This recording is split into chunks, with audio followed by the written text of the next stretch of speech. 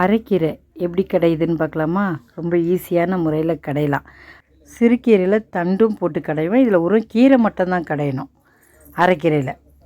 அதுக்கு தேவையான பொருட்கள்: தக்காளி, பச்சை மிளகா, அரைக்கீரை. அரைக்கீரை பாருங்கள், தண்டு போடல, ஒரு கீரை மட்டும் தான் போடணும். சிறுகீரையில் தண்டு போடலாம். புளி, தோரம்பருப்பு எடுத்து இதை மாதிரி தண்ணியில் ஊற வச்சுருங்க.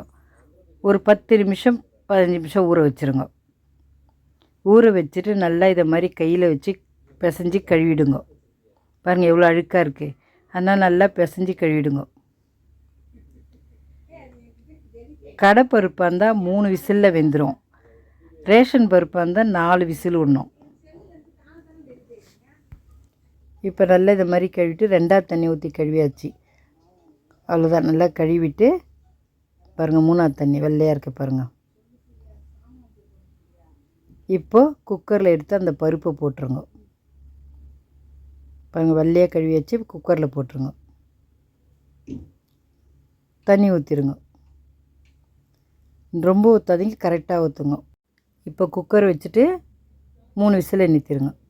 இப்போ தண்ணி எடுத்து நம்ம பாருங்கள், இது கீரை கிள்ளி வச்சுருக்கோம் பாருங்கள், அதை எடுத்து உருவம் தழை மட்டும்தான், தண்டு போடக்கூடாது. இதை எடுத்து இதை மாதிரி தண்ணியில் போட்டு நல்லா அலசுங்க. அலசி வெடிக்கட்டி வைங்க.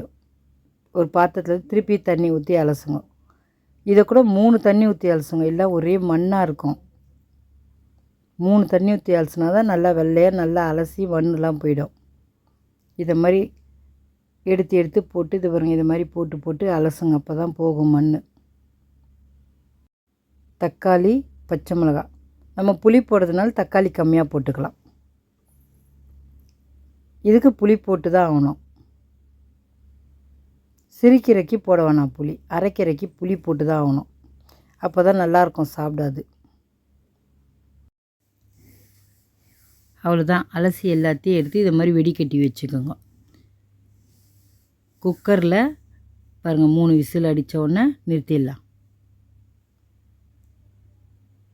இப்போ கீரையெல்லாம் வெடிக்கட்டி வச்ச பாருங்கள் பருப்பு வெந்துருச்சு. பருப்பு நல்லா வெந்துருச்சு. இது பாருங்கள், சரிங்களா? நல்லா மணமணன்னு ஆயிடுச்சு. இப்போ அது ஒரு பாத்திரத்தில் எடுத்து ஊற்றிட்டு, இப்போ நம்ம குக்கரில் அலசி வச்சோம் பாருங்கள், தக்காளி, பச்சை மிளகா, கீரை, அது எல்லாத்தையும் எடுத்து இதில் சேர்த்துருவோம். புளியும் இதிலே சேர்த்துருவோம். பாருங்கள், எல்லா கீரை, புளி, பச்சை மிளகாய் எல்லாத்தையும் சேர்த்துட்டு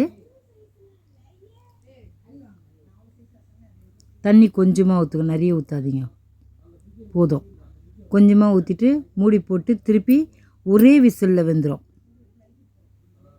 பாருங்கள், ஒரே விசில் கீரை வெந்துடும். பார்த்திங்களா எப்படி வெந்துருச்சுன்னு?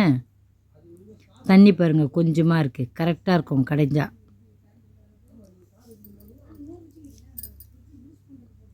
இப்போ அதெல்லாம் எடுத்து ஆற வச்சுருங்க. கீரையை மட்டும் எடுத்து ஆற வைங்க. இப்போ ஆறின பிறகு எனக்கு கையில் கடைய முடியாது, அதனால் மிக்ஸி ஜாரில் போட்டு ஒரே ஒரு சுற்று. இதை பாருங்கள், ரொம்ப மசியக்கூடாது. கீரையை நம்ம எப்படி கடையும் அதே மாதிரி இருக்கும். மழைமெல்லாம் அரைக்கக்கூடாது. ஒரு சுற்று விட்டோன்னா அந்த கீரை கரெக்டாக வந்துடும். நம்ம எப்படி இது பாருங்கள், கையில் கடைஞ்சா மாதிரியே இருக்கும். மிக்சியில் போட்டு ரொம்ப மழைமண்ணு அரைக்காதீங்க, இதை மாதிரி தான் அரைக்கணும். அவ்வளோதான். ஜாரில் கொஞ்சம் தண்ணி ஊற்றி இதில் ஊற்றிடுங்க.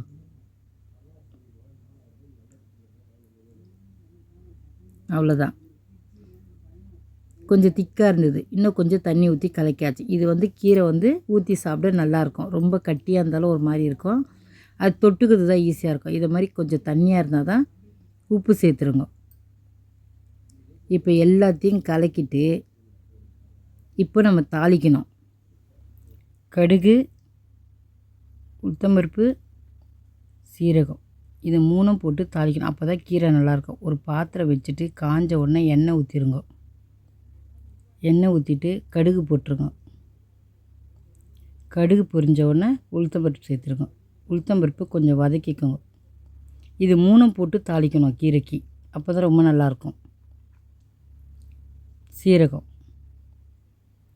சீரகம் போட்டு கீரை தாளிச்சா ரொம்ப நல்லாயிருக்கும் வாசனை.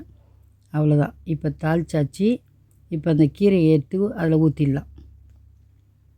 ஊற்றிட்டு நல்லா கலக்கிடணும்.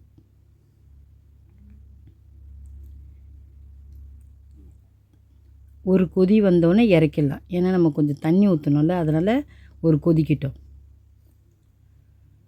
பாருங்கள், இது மாதிரி இருக்கணும் கீரை. ஊற்றி சாப்பிட சரியாக இருக்கும்.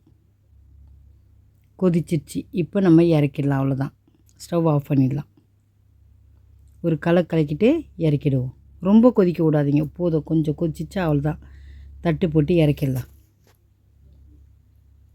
பாருங்கள், இறக்கியாச்சு. இதை மாதிரி கடைஞ்சி பாருங்கள். உண்மையிலே கீரை கெட்டு போகாது. ரொம்ப நல்லாயிருக்கும். அரைக்கீரை நல்லது உடம்புக்கு. பச்சை மிளகா நீங்கள் எல்லாத்தையும் போட்டு கடையக்கூடாது. பச்சை மிளகா நான் சொல்லலை, எடுத்து வச்சுட்டு கடையணும். அதோடு சேர்த்து கடைஞ்சிங்கன்னா ரொம்ப காரமாக இருக்கும். இந்த கீரை எப்படி கடைஞ்சி மறந்துடாதீங்க. பச்சை மிளகாய் எடுத்து வச்சுட்டு மிக்சியில் போடுங்க. கீரையை மட்டும் போட்டுட்டு பருப்போடு சேர்த்து கடைஞ்சி சாப்பிட்டு பாருங்கள். ரொம்ப நல்லாயிருக்கும். இதே மாதிரி செஞ்சு பாருங்கள்.